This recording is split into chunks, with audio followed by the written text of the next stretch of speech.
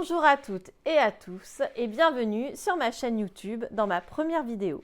Je m'appelle Céline Azopardi, je suis psychopraticienne et que j'exerce dans le Var, à Toulon précisément. Je reçois mes patients, mais aussi dans toute la France parce que j'utilise comme moyen la visio. Aujourd'hui, dans cette première vidéo, donc, nous allons parler du métier de psychopraticien qui est peu connu au final des personnes qui m'entourent. Voilà, souvent on me demande mais quelle est la différence avec psychologue? Moi je cherche un psychologue. Psychopraticien, en fait, tout simplement, c'est les études qui vont différer.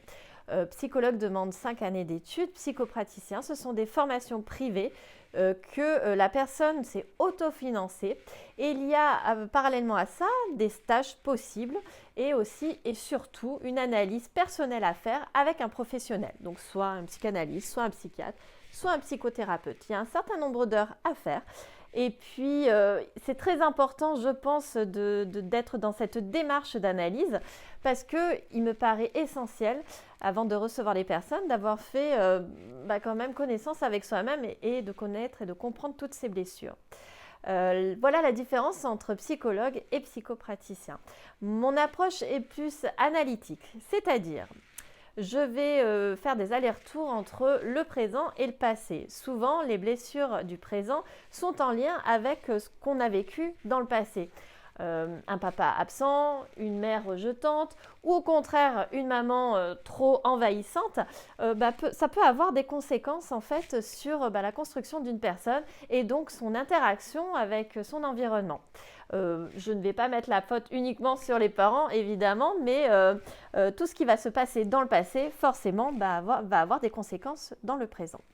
Voilà un petit peu comment je travaille. Donc, ce sont des séances en général qui durent entre 45 minutes et 1 heure où vous allez libérer la parole, ce qui est très important, afin d'arrêter un petit peu de souffrir, que ce soit sur des blessures en amour, que ce soit au niveau d'une dépression, d'angoisse, au niveau du travail aussi avec des burn-out.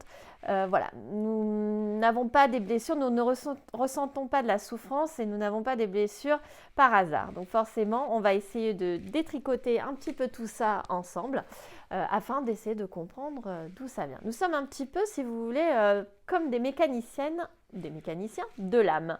Donc, comme un mécanicien auto, on va essayer de comprendre d'où vient la panne, le blocage.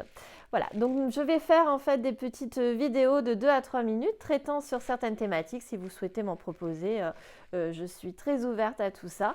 Et puis, n'hésitez pas à vous abonner sur ma chaîne YouTube pour me suivre afin que je vous donne quelques petits outils pour essayer d'aller un petit peu mieux dans votre quotidien. Voilà, j'espère à bientôt.